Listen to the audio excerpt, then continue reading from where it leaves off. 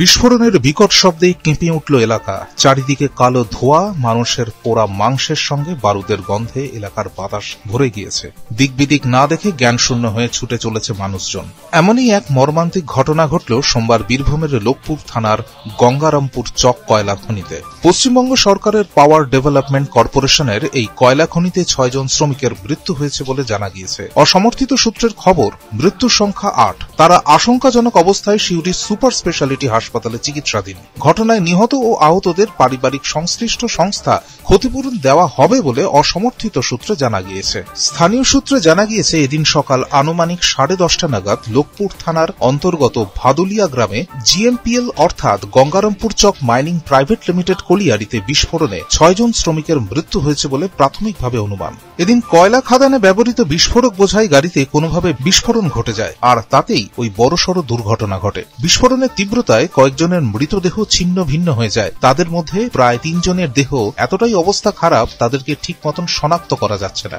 ঘটনার পর থেকে জনরোষের ভয়ে এলাকা ছেড়ে পালিয়ে যেতে বাধ্য হন আধিকারিকরা। ঘটনাস্থলে বীরভূম জেলা পুলিশ সুপার রাজনারায়ণ মুখার্জি, অতিরিক্ত পুলিশ সুপার বোলপুর রানা মুখোপাধ্যায় সহ অন্যান্য শীর্ষ পুলিশের পদাধিকারীগণ এলাকায় গিয়ে ঘটনার তদন্ত শুরু করেন।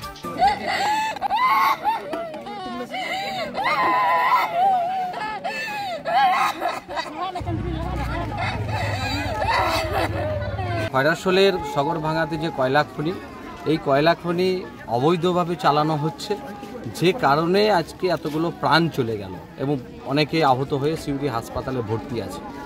এলাকার মানুষের সাথে কথা বলে আমরা যেটা জানতে পারি, এই কয়লা খনি জঙ্গল কেটে করা হয়েছে। জঙ্গল কেটে কিভাবে কয়লা খনি হয়েছে, প্রশাসন কিভাবে অনুমতি দিয়েছে সেটাও আমরা জানতে চাই।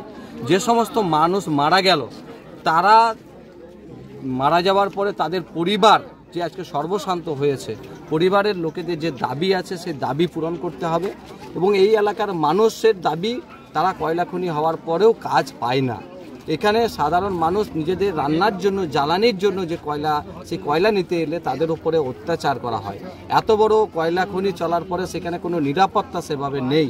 আজকে বিস্ফোরক বোঝাই গাড়ি আজকে কিভাবে ওপেন আসছে প্রশাসনের মদতে, যদি আজকে সেই ঘটনা কয়লা খনির ভেতরে না হয়ে জনবহুল এরিয়াতে যদি বিস্ফোরণ হতো, তাহলে সেখানে সাধারণ মানুষ মারা যেত। অর্থাৎ প্রশাসনিকভাবে উদাসীন থাকার কারণে আজকে এই ঘটনা ঘটছে। তাই প্রশাসনও আজকে দায়িত্ব এড়িয়ে যেতে পারে না।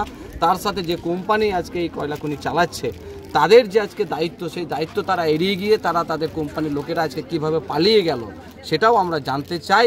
এবং এই ইললিগালি কয়লা খনি যেভাবে চলছে প্রশাসনিক মদতে, আমরা চাই যে এর তদন্ত হোক এবং সঠিক ব্যাপারগুলো মানুষের সামনে আসুক।